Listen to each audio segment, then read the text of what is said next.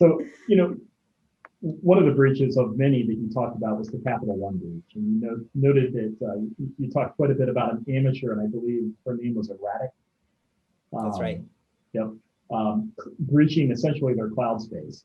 And so now we've got, anybody who has picked up a paper or looked at a website now knows that the nation state threat is significant, right? And it's a real threat. But then you're talking about erratic, which, I don't know, maybe we call that an amateur threat, but still a lot of damage was done. How should companies prepare differently for both erratic and that nation state sophisticated threat? If that makes sense. There's a saying in the security community, and that's attacks only get better. And going back 20 years ago, we had to deal with the lone amateurs that would write worms like Code Red, Nimda, SQL Slider, script kiddies, Exactly. Yep. reusing all of that, and they'd be very effective. And I think what we've learned in the world is that all those attackers still don't go away, right?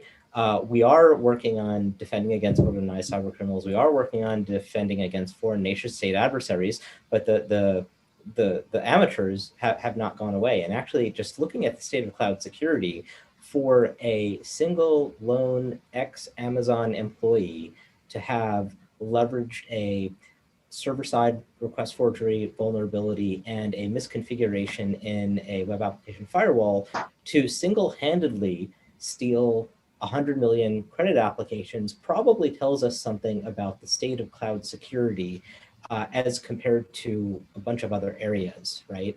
So I think we need to have, probably more defenses in the area of cloud security and more maturity there to just do better against the amateurs, let alone the organized cyber criminals or nation states.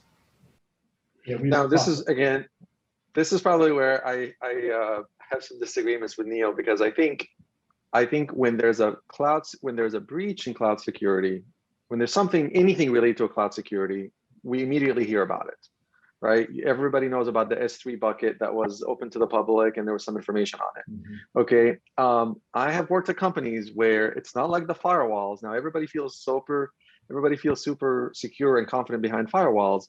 But I gotta tell you, a lot of these firewalls over time, on day one, these firewalls are perfect and they're clean, they know what access. But over the years, there's a bunch of rules that nobody knows what they're for.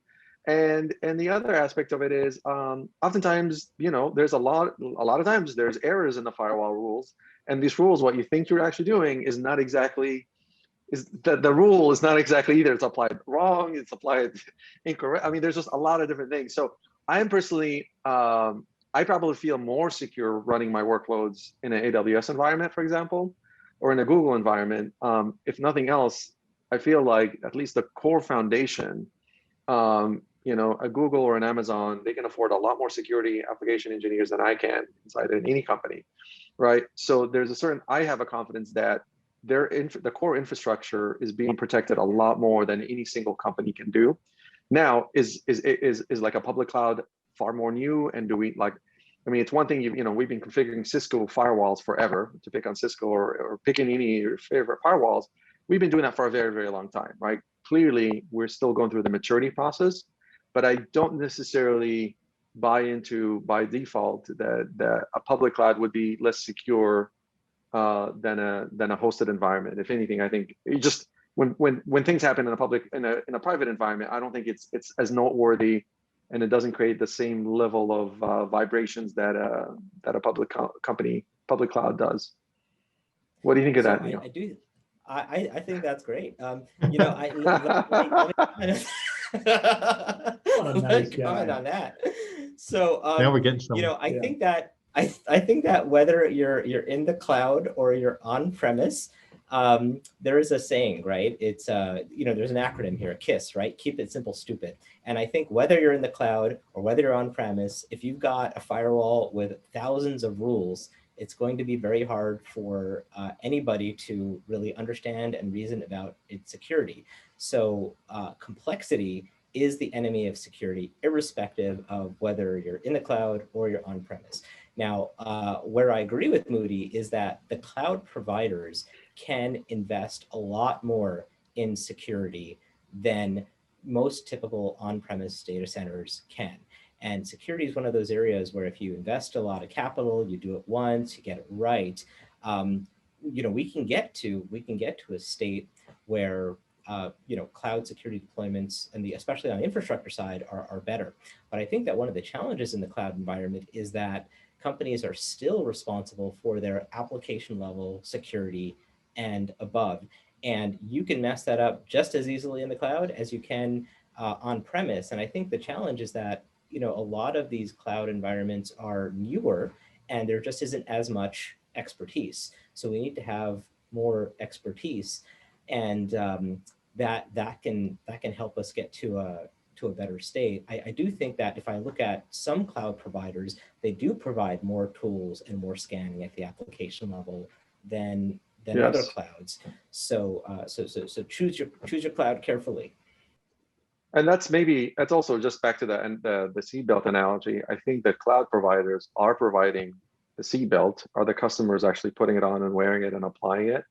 There's definitely a lot of scanning, like really good scanning tools. They can confirm and see, help you understand your security groups, help you understand, the structure, the overall structure and the architecture. The question is, again, as a customer, you have to take advantage of those tools, run them, and actually do something about them. There's always the problem with, first you got to know the problem, and then it's like, okay, now I know this thing. What am I going to do about it? Do I prioritize it, or do I just kind of keep it, ignore it, or it sits in the backlog?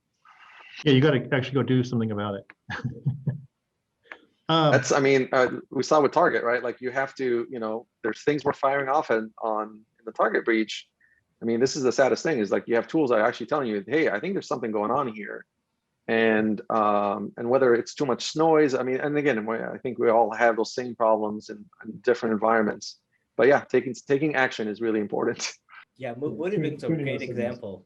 In the Target case, right, they had deployed FireEye. They had paid like $1.6 million for a whole bunch of FireEye sensors just 6 months before they experienced the breach. And those sensors were alerting.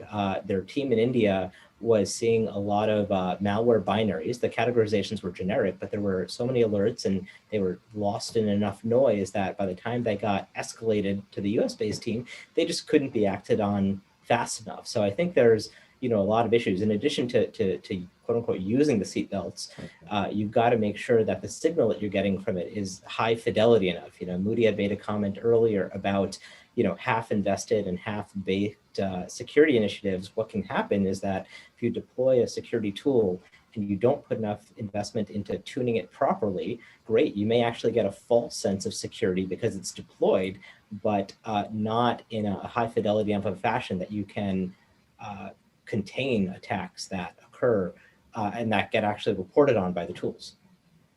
It's not enough to have the technology and to deploy the tool, but you actually have to do something with it, to the base point.